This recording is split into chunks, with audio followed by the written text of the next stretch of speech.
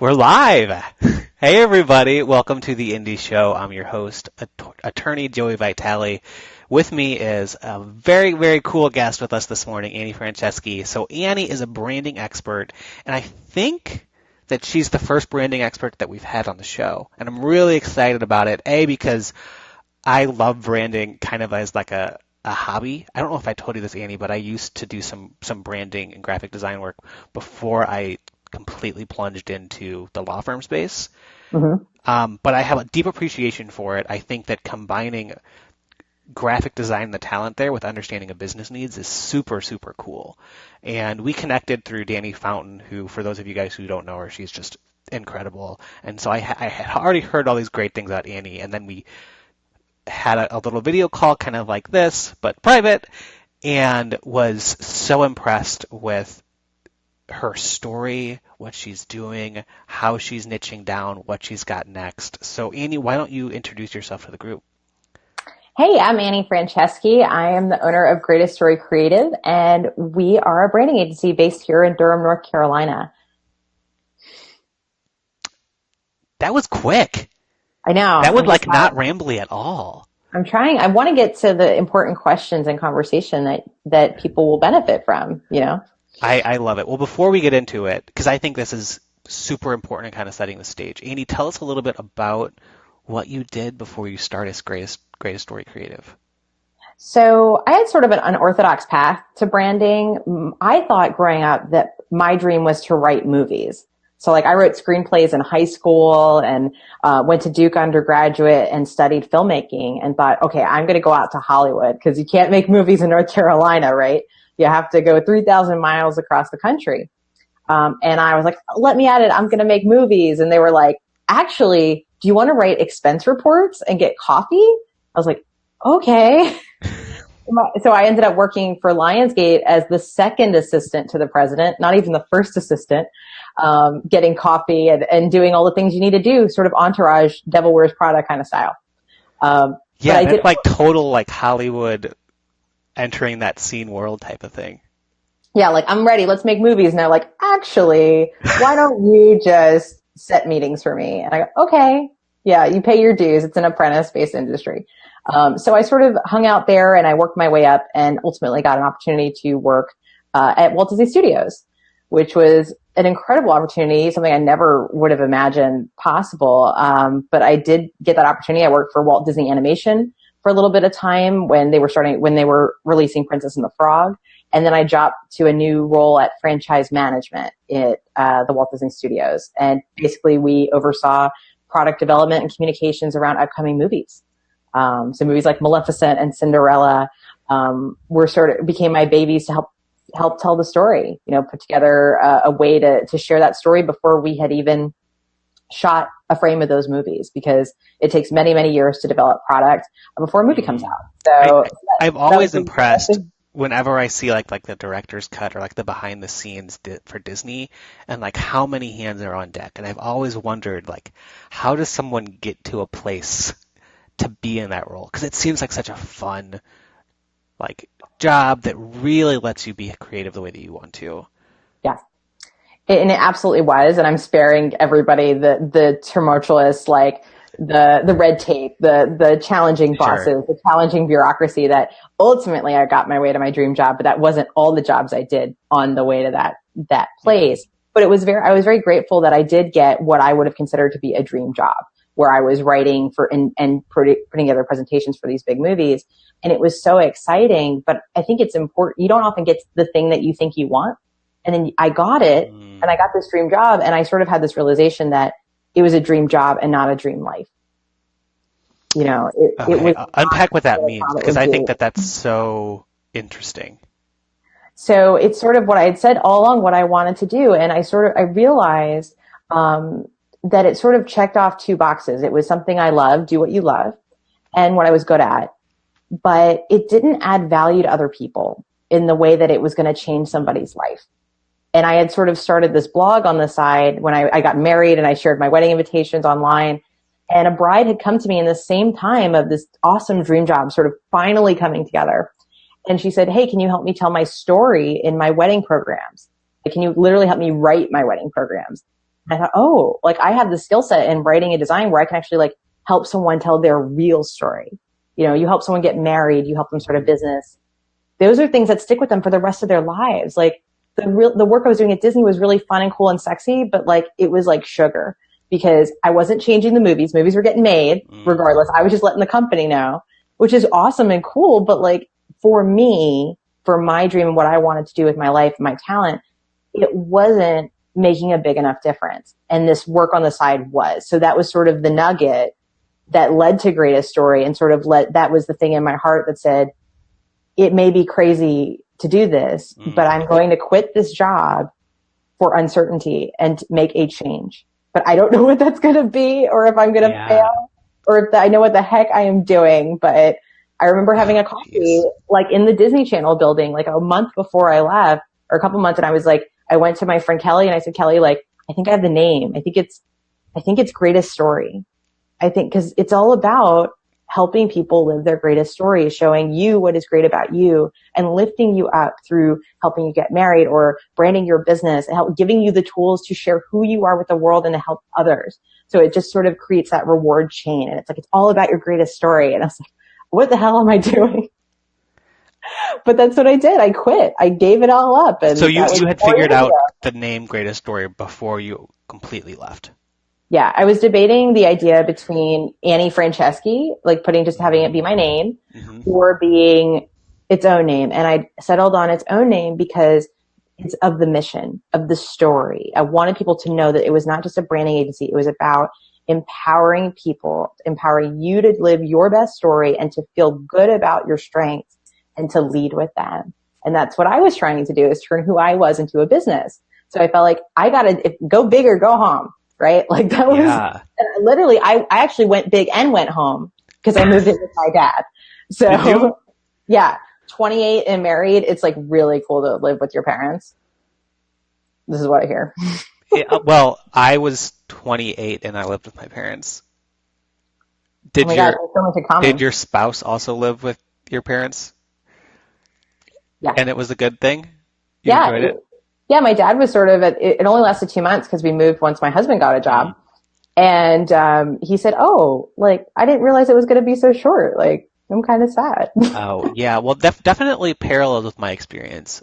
In a lot of ways, it was great, especially because you knew that would only be temporary. So it was like nice to have that while it was there.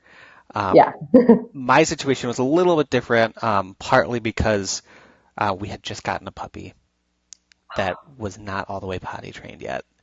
Oh, no. And my parents had a bigger, obviously, house than our apartment that we moved out of. And so he had just understood that in like a 3-room apartment space, he shouldn't go to the bathroom. But at this new house, he was like, oh, well, if I leave the kitchen, I'm outside, right? So it took him a while to figure that out. Right. Parents weren't totally thrilled by that, but the rest of it was good.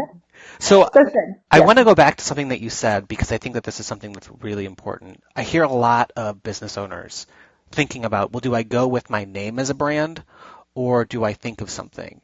And now that you've kind of been in the space for a while, do you have any tips on when it's good to go headfirst into your name versus something that's not your name?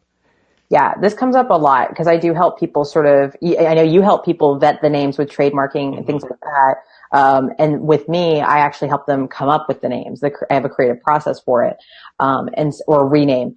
And there are a number of things you want to consider if you're debating between your name and your, sort of a broader general name.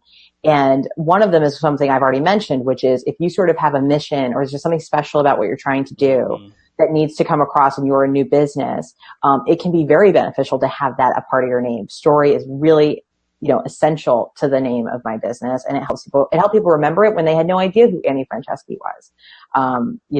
That is a great hook for that. One thing I always ask people is, you don't want to just pick a name that works for now. You want it to work for 5 to 10 years from now. So where do you want your business to go? Do you envision having other partners? Are there going to be other people involved in this? And then generally, the answer is generally yes, I generally say you want to consider a broad name and not your name because you don't want to have to switch lanes. Yep. If you have a name that is hard to spell or pronounce, those are other considerations that either you condense your name or create a different name. But if everyone knows you and maybe you're an author, that's a good example. Maybe you stick with your name because you have what's called brand awareness. People are aware of you under that name, and you would then have to do work to sort of introduce a general name. You have to get a benefit from having a general name. Maybe you're overcoming pronunciation, spelling, a broader message, things like that. But I think the cases are, if you're a solopreneur, you're always going to say just you, and you want your business focused on you, and you're prepared to manage yourself as a personal brand. Go for it. Do the name side of it. Or you can do sort of what I encourage a lot of business owners to do, who are like me, who are speakers, who do things outside of their business as well, is to have your business name and then have your own .com. So like I have Franchesci.com, and that allows me to position myself. I'm so jealous. There's like a million Joey Vitalis out there. But not you. Right, but grabbing the domain name is a challenge. If you're on this, get your own domain name now. You'll use it later. Guys. It's $10 a month or a year. I actually connected with the guy who owns JoeyVitali.com, and I asked him for it because he's not using it, and he was like, "I'm never gonna give it up. Sorry." Jerk. Yeah, no, he was cool. He was actually he lives in Vegas now. He's a model or an actor, someone who it would make sense for him to go by that name. Well, and you could also do something like, I am Joey Vitali, or hi, I'm Joey Vitali, or just put something in it. My name is Joey Vitali. Yeah. Or Joey Vitali, law guru. Oh, I like that one. So I think all of the comments that you made there, I think, are really spot on. Something that I heard that I think made a lot of sense too was that if, not every single business has the business owner's voice as the brand of the company. Yeah. And if after doing your research, you understand that your voice has to change a little bit to really connect with your audience, then it might be a good idea for you to have that separation between your name and the business. Yes. Yeah, that's absolutely true too. I think that's another distinction of, making that separation between who you are personally and who you are professionally, and what services you offer. And are you an us or is it an I when you talk about a business? Those are also all big things to consider. Oh yeah, I really like that question. Maybe if we have time, we'll get back to the us versus I. So let's talk about something that you've got just recently launched. So let's step back. You are a branding expert. You do a lot of like service-based branding work where people come to you and you help them pick out their name, other types of branding elements, that kind of stuff. And so it's definitely a service-based business. Yeah. But you've got a new product out. Yeah, my first ever. It's exciting. It's called Skip to Action TV. And it's a new series on branding and business. So if you are feeling stuck in your business and you really want to move forward, but you're not sure how, these are 15 videos. It's a whole season, season 1.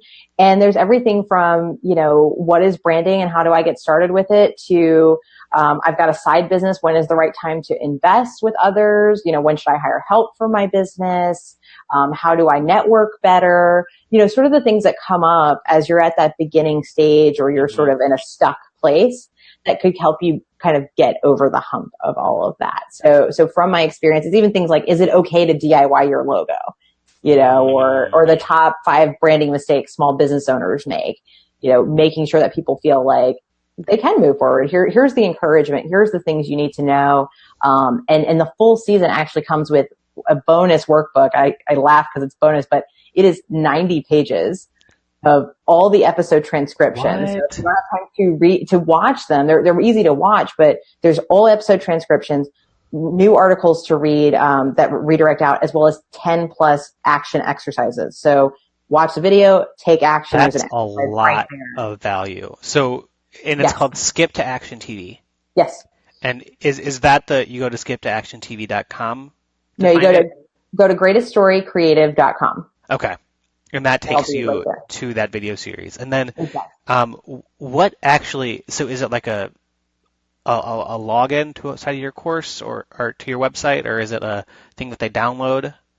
So it's view access. So what you would do on Skip to Action is that we're actually giving away the free episode. So there's a free episode called The Top 5 Branding Mistakes Small Business Owners Make. So you need to find out if you're making one of these and how to avoid making those mistakes. So that's the first episode. And then the other 14, we have them available two different ways. So there's bundles. So if you're like, I just want to know about branding, or I just want to know about marketing or business relationships, there are bundles, which are 3 episodes for $30. Okay. And then we have the whole season with the workbook that has all those action exercises. And that's a $250 value that's on sale now for $100. Awesome. Okay. Yeah. Cool. And then people have the link to that on the video there. So you said the first episode is you're giving away for free. Is that right? And that's the 5 mistakes? Yes, 5 branding mistakes. So let's talk about one of those mistakes. Yes. Yeah. So this was, I sourced all of this content from asking people, what are your questions? What do you want to know about branding? And they were like, what do people like make mistakes on? Because I don't want to do that. Mm-hmm. And one of the things I see a lot is around logos. So I help people create logos, and I actually do that as part of creating their tagline. It's all a holistic, comprehensive process. Mm-hmm. And I see a lot of business owners who think, well, I have to have a pretty logo. And they start with the logo. That's where they start. Like, first thing I'm going to do, I'm going to get a logo, and I'm going to go, and that logo is based on, I like this font, I like this calligraphy, I like this, I always like this person's logo. And that's not the logo. A logo, from my perspective and from what I've learned, is only 5% visual. So you know what the other 95% is? No. Strategy. So go with me on this. So I'm going to have you air draw. So take your hand in the air and I'm going to have you draw a logo. Okay. Okay. I'm not going to tell you anything about it. Draw the logo for Nike. Right? It's the check mark, right? It's simple. It's simple. It is not a complex visual. And people think, oh, I'm paying for the complexity of the visual, and that's sort of how logos work. And it's not. Even though the Nike logo, the check, is deceptively simple. We've all got it in our head. What does it stand out? What do you think about when you see that check? What comes to mind? I mean, the phrase "just do it" is so attached to it. There you go. I was gonna say what 3 words, but I knew you would get there. Right. And so that's the idea, is like, yes. And no, we don't have the marketing budget that a Nike does. That's not why I'm saying this, but, any small business needs to understand that, like, that check mark, there's a world of strategy behind just do it and what that means. And that check mark, moving forward and checking boxes. And when you get a logo off Fiverr, it's not saying you can't get a great logo off of Fiverr, but if you don't know what strategy that logo has to convey, what is it actually trying to do? Who is it actually for? How do you reach them? What do they care about? Then you're going to miss the mark every single time. You could spend $5 or $50,000 on a logo and having an artist do it. But if you don't know what you're trying to do, that is a mistake. So I say, don't start with the logo, start with the strategy of what the logo has to communicate quickly about your business. So, and if you're Nike, that's one thing. If you're a successful business owner, that's awesome. And part of the reason why I'm really enjoying having you on here is because we chatted earlier, and I know that we can kind of be blunt with each other about some of this, because I tell people all the time, like, having legal protections in place is awesome, but if your business isn't successful yet, there's probably not a lot of assets worth protecting. And I know that you have like a similar understanding of, like, the complexity of a logo isn't completely, you don't need a Nike when you're just starting. You don't need to invest in that much money to just get going. But what type of strategy is required or important for a new business at that stage? Well, I think everybody's at a different place, right? So I believe with branding that if you can afford to do it, it is a very smart investment because it gives you the credibility out of the gate. You look like you know what you're talking about, which is why my process is very different. I'm not just a graphic designer. I'm actually working with you to understand the story. Make that into the logo, add a tagline. It's a complete experience. So that's where you're getting the value of that and be able to jump off.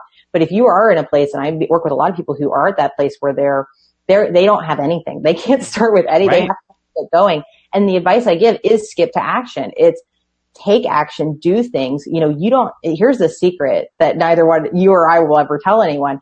But we're going to tell them right now, which is, you can have a profitable, successful business with nothing. With nothing more than your computer or, not even a business card. And a lot of people do that, and we don't recognize that in this day and age where you've got 100,000 followers. There are plenty of people with 100,000 followers who are not profitable, who do not have money in the bank. it doesn't equate to profit. There is a great way. You have to, the key is to having a profitable and successful business is one foot in front of the other. So however you do that, keep going. Mm-hmm. But when you stop and you look around and go, well, I don't have the perfect logo and I don't have all these things she's talking about. Please don't do that. Don't let me be the limiting factor. You are your own limiting factor when it comes to business. So we talk about strategy and the design of it. In your opinion, and I know this is different on different industries, but where does the value of something like a strong logo come in? At what point in the buyer's experience is that something that they value that has an ROI? I think immediately. I really do. I think if it is something that you can afford to do, people have spent more than this on logos, they spend less. But the thing is that what I try to do, at least the way Great Story does it, it's not about a logo. It's not about a tagline. It is a process to better get to know your story. Yep. So it starts with a questionnaire and all of that. It's kind of deceptive. Like, it's not buying a logo. You want to work, whether you work with a business coach, a free resource like a small business development center, somebody like me who has more to their business that isn't just a graphic designer, someone who's going to work with you. And there are plenty of graphic designers who do strategy, so nothing knocks them, but someone who's going to hold your hand, ask you deep questions about your business that you haven't asked of yourself. Yep. And that's a lot of what I do, but hey, that's free. And that's why I created this workbook and things like that. You can ask yourself tough questions and start committing to the answers so that you have a way to have a logo that is strong. But the thing about the logo, as we've said, is that it has to answer all of these questions. You have to know who it's for. It can't be, well, I like purple, so I'm going to make my logo purple. Like, well, what if your ideal audience hates the color purple, or that's really way too feminine? Like, right, you have a masculine brand and it's going to come off way too feminine to use purple prominently, or the shade of purple you want to use, right? You have to understand those things. So I want to recap what you said and let me know if you agree with it, which is that branding and a logo, it doesn't solve a pain point for your customer, but it does give you that connection with the customer that makes them feel like you are the right fit for helping me with this problem.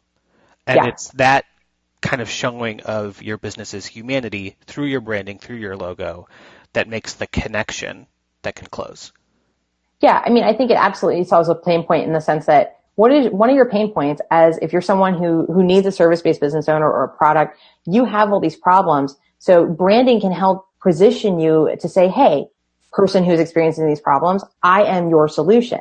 Here is why. And people forget that branding includes writing. And that's why we include writing. Because it's not just visual. It's about making people, to your point, feel something, feel a connection. And it's not about, another misconception I hear a lot is like, well, I don't want to be self-promotional. It's not about that. I'm not saying like, hey, I'm Annie, I'm the most awesome person ever. I'm saying, hey, I get what you're going through. You're stuck in your business. Let me help you move forward. I am the guide and the customer is the hero, right? That concept, which is not mine. It's a lot of marketers. I've never heard that before. Can you talk a bit more about what that is? Yes, you may dig this. So I heard it originally from Donald Miller, who is the head of Story Brand. Okay. And what he says a lot, but I've heard in various contexts, is that we make a mistake by assuming that we're the hero of our own business. We are not. The heroes of our business are our clients. And the client is the one who is having the problems, who's on the journey, right? The hero's journey of it all. And we are there to be, if they're Luke Skywalker, we're Obi-Wan Kenobi. That's who we want to be to them, because when you make your business all about you, nobody cares. Like, it's like, wow, you're so awesome, whatever. Like, yeah, nobody wants to hear everyone self-promote, but what they do want to hear is, hey, I'm Annie, I can help you. Here are the ways, I know you're going through this. You, Luke, are on this quest. Let me teach you the ways of the Force, and then you will defeat Darth Vader and have some daddy issues and all the other things that happen in the Star Wars trilogy. So there you go. And now that's on brand for you as a former Disney thing. It is, now that we have Lucas, right? Yeah. I really like that a lot.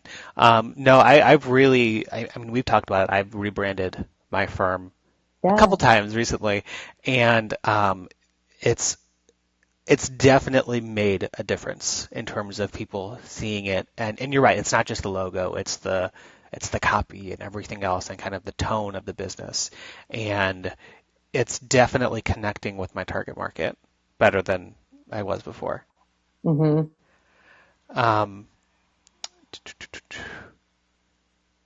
Hey So, Cheryl, sorry you're having Wi-Fi issues. I see that. yes.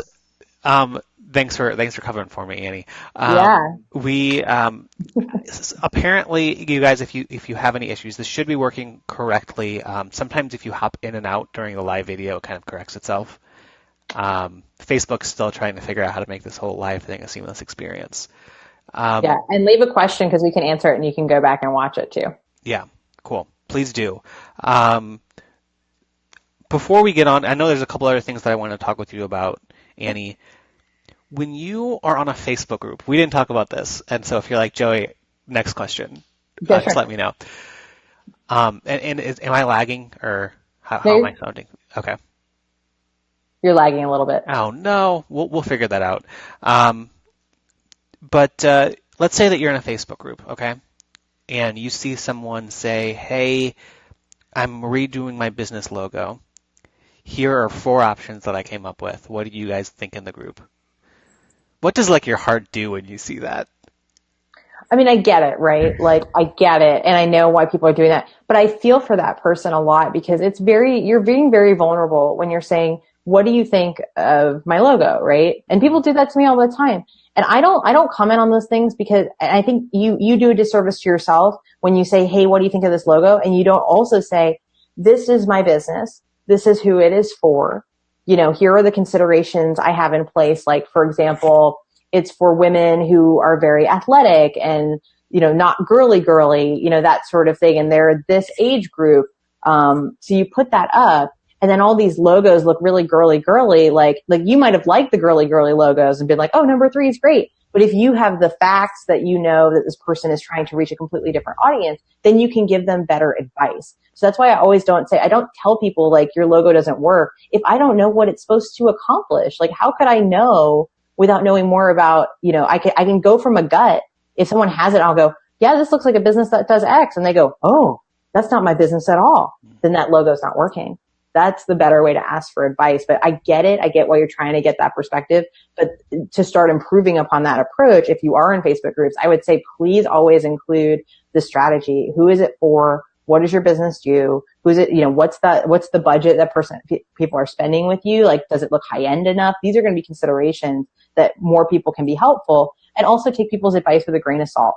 People give advice from a place of, does this work for me? Do I like it? A lot of the time, if they're not brand strategists, if that's not what they do for a living, or they're not marketers, they don't have that brain. Yeah, I mean, I think that's a really great response to it, and I think that especially thinking about what you just said, and where like branding isn't just the logo. There's a lot more to getting your branding down right than figuring out the right font, Yeah. you know? So let's talk a little bit about niching down. Mm-hmm. And I know that you help a lot of your clients do that with their branding. Yeah. Um, how has Greatest Story niched down? Absolutely. I think I started where everybody starts, where you're sort of like, I'm here for everybody. Here's Hmm. what I can do. Please hire me. And that worked great. It got me clients, and it got me a lot of great clients and a lot of what you've probably heard of as sandpaper clients. Yep. I just heard that term recently. Oh, I But like that. you don't know who you're sandpaper with until you start. That's the point about starting, right? So I sort of started very broad, like I encourage a lot of people to do, if you don't know, because I don't Hmm. like to invent the idea of the ideal client. To me, it felt sort of weird, like, oh, I'm just inventing me, like, oh, she loves J. Crew. Like, it's like, come on, this is sort of arbitrary. And I know it works for a lot of great people. So, hey, if it works for you, great.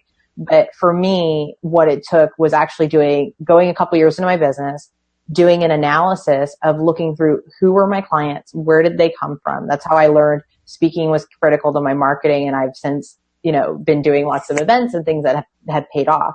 But I learned that in hindsight. I looked at where the clients were coming from and I said, who are my favorites?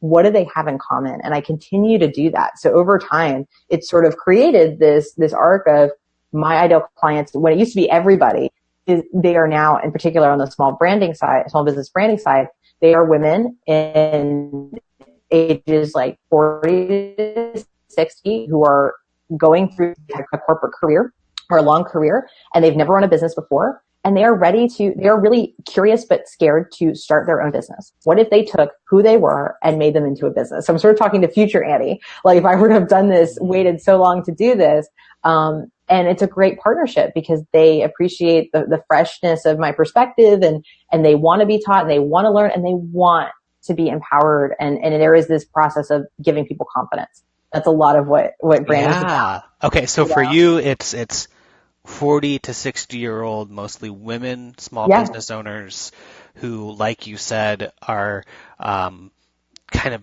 just starting this path of doing their own thing and um, And they needing don't know like, where to start. Yeah. yeah. They don't know how to tell their story. And in many cases, I see so many small business owners of every age who don't realize that their experience, their career experience actually adds up, that the story does make sense. And that's sort of what I can help them Mm. see it through my writing and the visual work I do. I say, you have all these great experience and strength. I'm going to show you how to position that so that people see it. And people go, oh, I do? Like the joke is that I make people cry.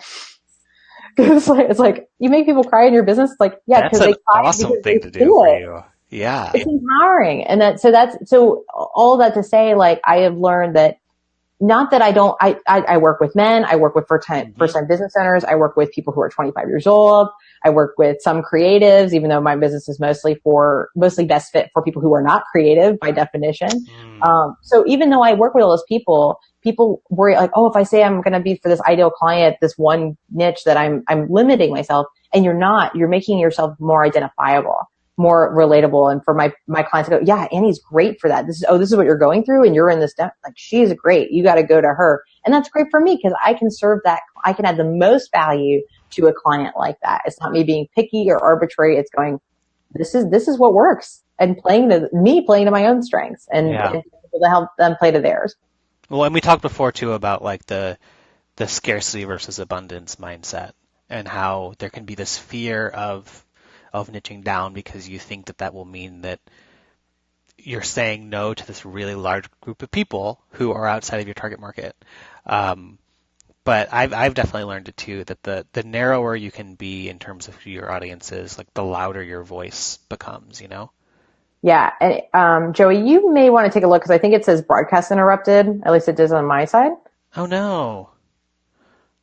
Let's see here. Um, Let's see. I think it's okay. It's coming back it's up live, so we should okay. be fine. Cool. I'm Yeah, just making sure. no, I didn't see any eruptions on my Great. end, and so I think that the recording of this should all be good.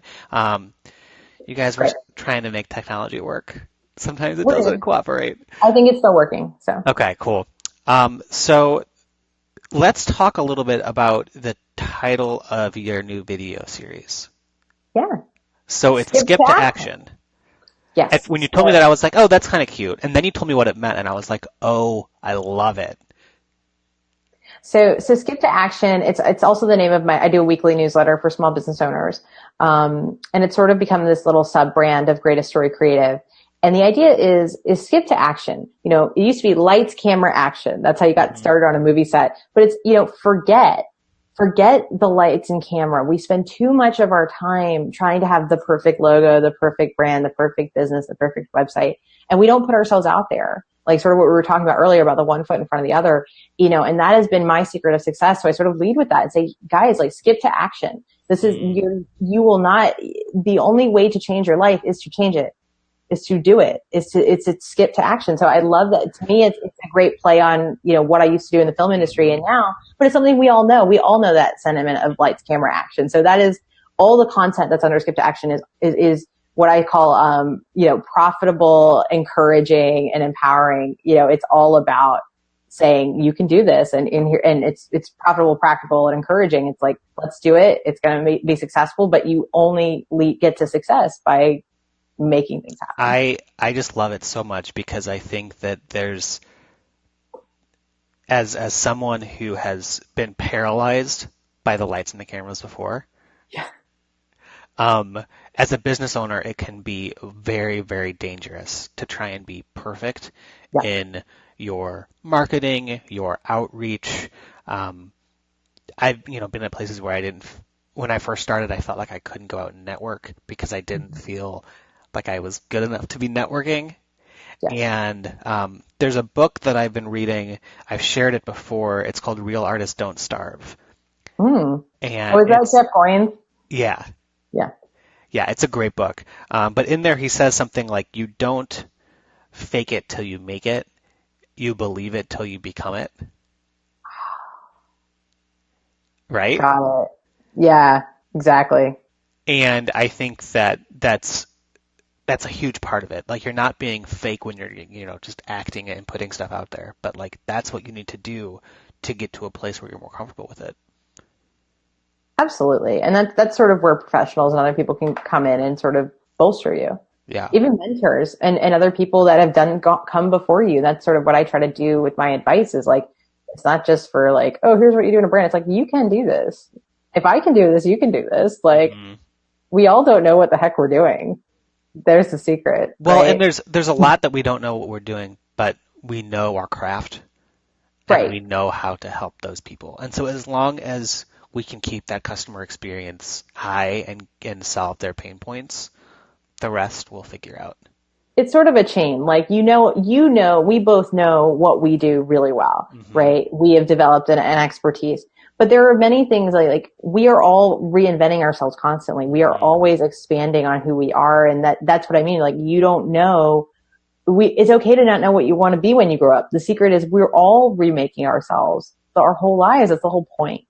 So take the pressure off. You are never going to, I thought I was going to reach career nirvana, right? I thought hmm I was going to get there. And I remember saying to Maggie Malone, she's a development executive at Walt Disney Animation Studios. Total shout out here.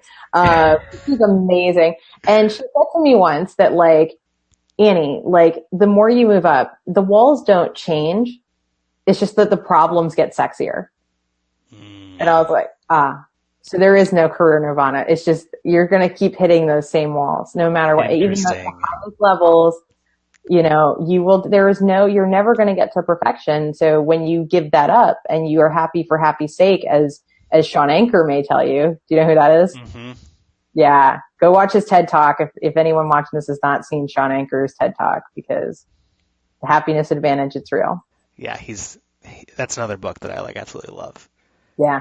So speaking of our expertises, Mm-hmm.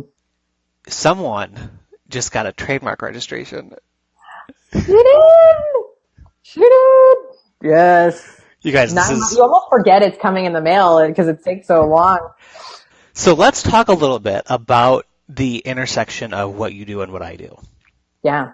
And so when when you help people with branding, and you kind of learned yourself, um, trademarks can be really important there.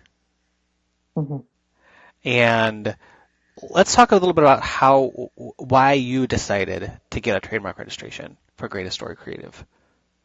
So I'd been in business for about 3 years. hmm At that point, I just celebrated the 3-year anniversary with like a little party, and I had just fallen in love. I tested out this concept, right? We talked earlier about, was there Annie Franchesci or Greatest Story Creative? And I had really fallen in love with what this business means. And I think that the name is dead on, and I really love it. And I just had this thought of, well, if I don't trademark this, I don't ever want to get an email or a phone call that says, hey, Annie, you need to change the name of your business. And so I did it sort of proactively. Like, it's not about like, oh, I'm so cool in trademarking and whatever. It was an investment in saying, okay, after 3 years, like, this is really what I want to do. And this is something I believe in. And who knows what we're all going to be in 5 to 10 years. We'll all be holograms, I'm sure. But that was the thing. I just want to protect it because I love it. And I just don't ever want to have to change it or let it go. At least not for me right now. So it's too much. That's like the perfect answer. So, and I might like repurpose what you just said because I Go think for you it. said it really well. Um, the first thing I love about what you said is that you're doing it to be proactive so that no one else takes it. And that's like the main point of having a trademark is to kind of put your stake in the ground and say, this is my territory. I want to make sure that nobody ever tells me that I can't use it. The second thing I love about what you're saying is that you waited 3 years. Mm-hmm. The reason why I really like that is because I think a lot of people, when they're coming up with a business name, um, they jump start into thinking, oh, I think I just found the perfect business name. I want to protect it as a registered trademark. And you can do that, especially if you have, past business experience that tells you that there's going to be a really, really good brand following there.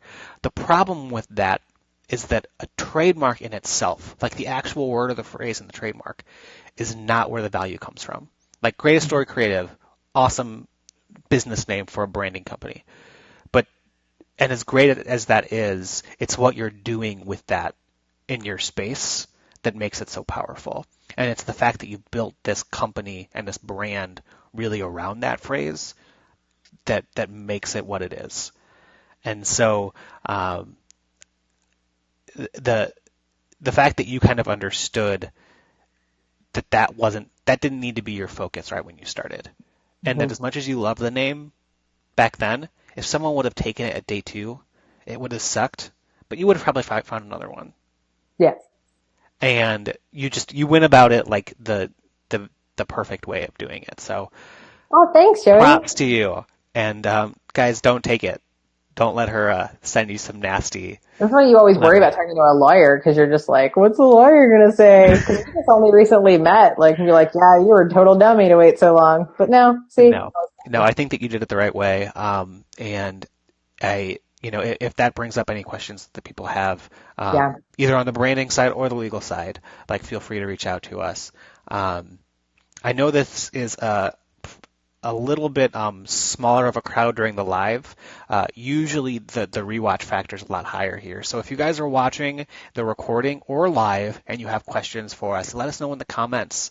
I'm really, really excited to continue talking with Annie because I think that there are some really cool kind of collaborative discussions that we can have about how our two businesses intersect.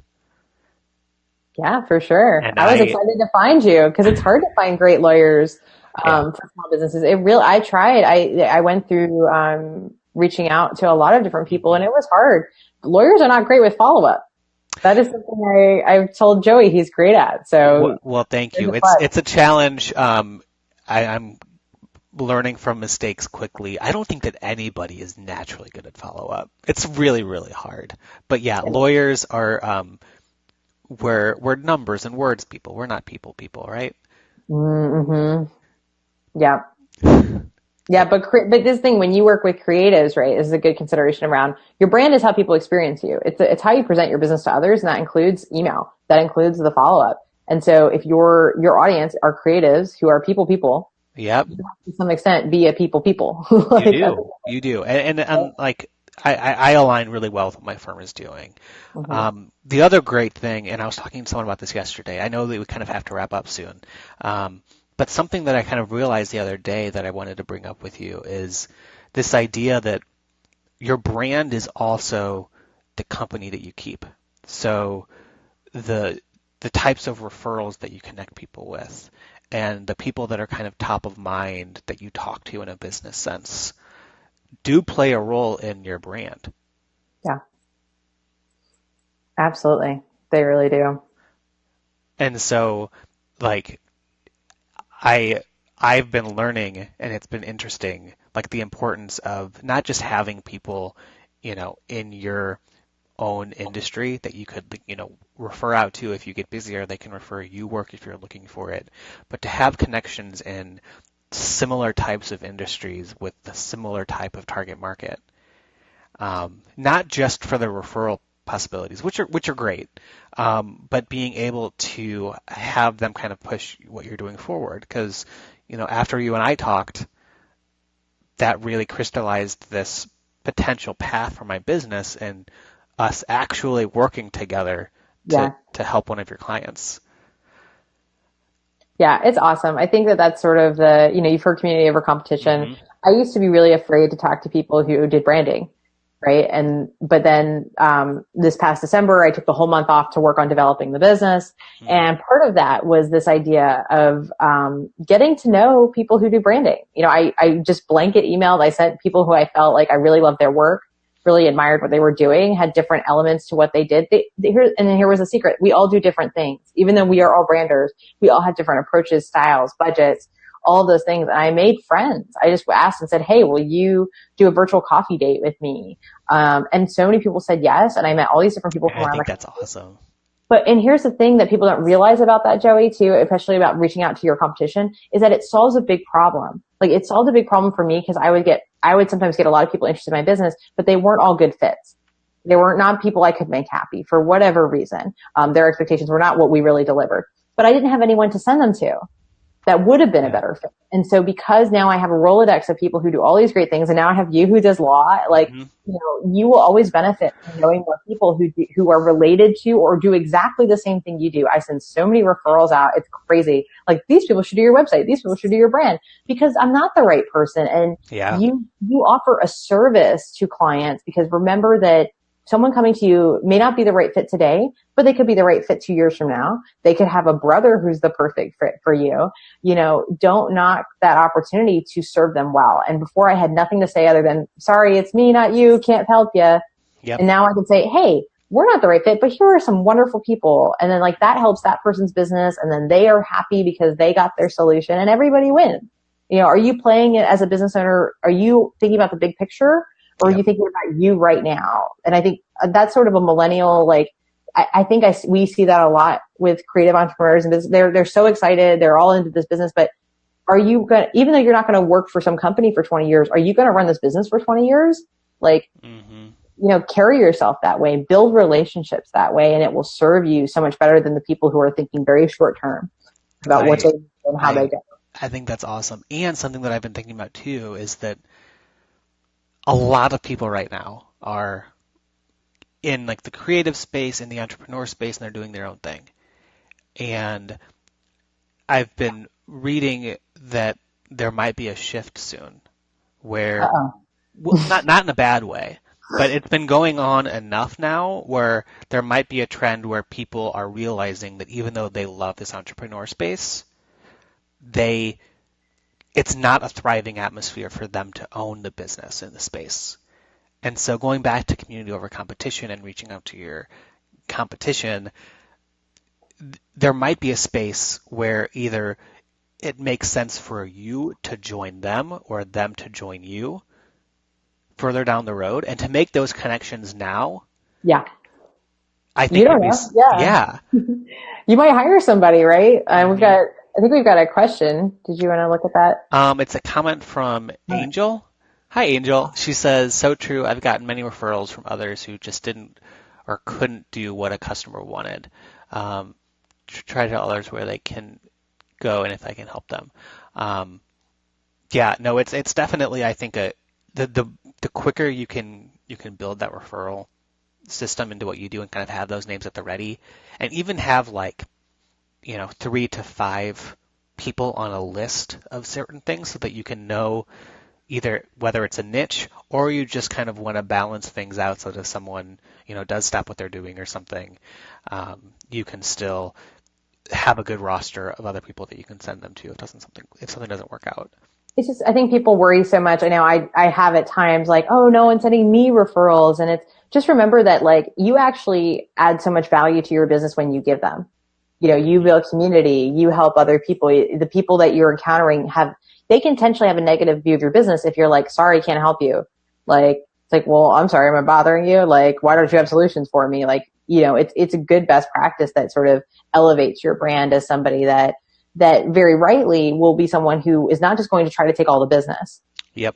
For any reason. And they say, hey, I respect you enough to tell you, I don't think I'm the right fit, and I want you to be successful. So here are some ways I can see you doing that. Yep. That's the next step that I don't see a lot of entrepreneurs take, because they don't necessarily think that they need to, or it's enough to say, oh, I'm busy. And it's like, sure, it's enough to say you're busy, but then is that person going to come back to you? Like, they might come back to you if you were like really kind to them and sort of had their best interests at heart. But you, Joey, and me, like as a service-based business owner, client experience is everything. Yep. It's how do you serve people well? Yeah. Not stealing. I see, Angela, you're saying, we need to stop being afraid that others will steal our customers. Yep. Yeah, 100%. Because here's the thing, and going back to the ideal clients, is that when I'm referring someone, they're often not my ideal customer. They're someone who would not be the right fit and that sort of thing. So like, it's not going to happen. And look, if you have people in your network or in your circle that like you think might steal from you or might steal from you, if you have a business that's based in integrity and character and like people know that about you, like you will be just fine. Hmm.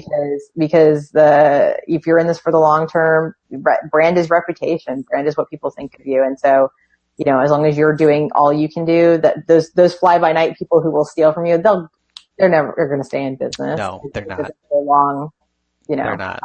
years. There's so many good things that we've talked about in this video already. One Oh, more kind of uh, actionable tip on your end, if we can end with it, is yeah. let's go back to that I versus we Mm, thing in branding. So I've definitely seen that, people have said like, should I use I or we on my website or whatever when talking about the business. What are your thoughts there? it is hard. It is a really hard thing. And I Yeah? think, yeah, I've struggled with it. I think where I started, I was saying I because I'm like, well, I'm a person and it's Yep. just me. And, I think, when your name is the business, Yep. and that's who you are, you're a coach, you're going to hear more I. You're going to want to use I. If you're talking about, but with something like greatest story, right? Where sometimes it's me and sometimes it's not, like, if it's coming directly from you, if it's a letter from you, if it's your about story, those things should be I first person. But then when it comes to the business, we have to say we. And I've said it even now today, even though technically today my business is just me. I have a virtual assistant who does help me with a few things and a couple other, sort of Yep. contractors as I need it, but I don't have anyone that's an employee. But the business isn't us Yep. to me because there's a certain way of talking about it that I am separate from the business. Me personally, Annie Franchesci is separate from Greatest Story. As I've had to tell myself and I've had to assure my husband that those things are very separate. As a lawyer, I appreciate you saying that. Right. And so that's sort of the what I Yeah. recommend with branding because there's also a sense of like how it sounds, like Yep. work with us and like what we do. And it also allows you to sort of put some distance between you. So if you, in those examples where you're not a fit, it's like, I'm not saying I'm not a fit for you. I'm saying, our process and what we do is not a fit for you. And so when I go out and talk about Great Story, I say we because we is the business. We is not me. We is the process, is the services, is the entity in which you're engaging with, and I am a representative of that. Yeah, no, That's I really think that's great. Separating you personally from kind of what the business does and offers. And something that I'm realizing is that, like you said, customer experience is really everything, especially kind of in the creative space. And I realized quickly that I could not be the person every single time to communicate and outreach with the yeah, client. And not that I was digging myself a hole, but I did have to do some work to prep future clients and current clients that not every time they would communicate with indie law, I would be on the receiving end. And I think to use that us and we and to be comfortable talking about your business in that sense can be very helpful for you, but also sets the stage for when your business gets scaled enough to where you're not the person that's communicating with everybody who's connecting with the business. yeah. And I think the one watch out I would say, and I think a reluctance that people don't do that is because if you use so much you can start to sound impersonal. Yep. Which is why your brand needs to be what I call professionally personal. Like it needs to be relatable. It needs to connect and you need to watch how much you're saying we. And one of the biggest things I see is you go to an about page. There's no picture of the business owner or the people behind it. If it's an organization and it's we. And I'm going, who the heck is we?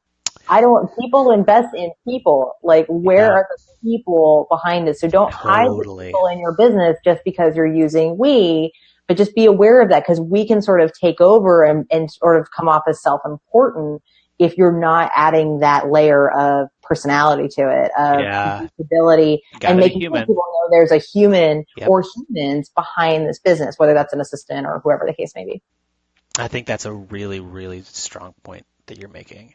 And I think that that's something that I think a lot of the audience can take is, on a lot of your branding, your website, when you're talking about the business, you can talk about we and try and be personable and human.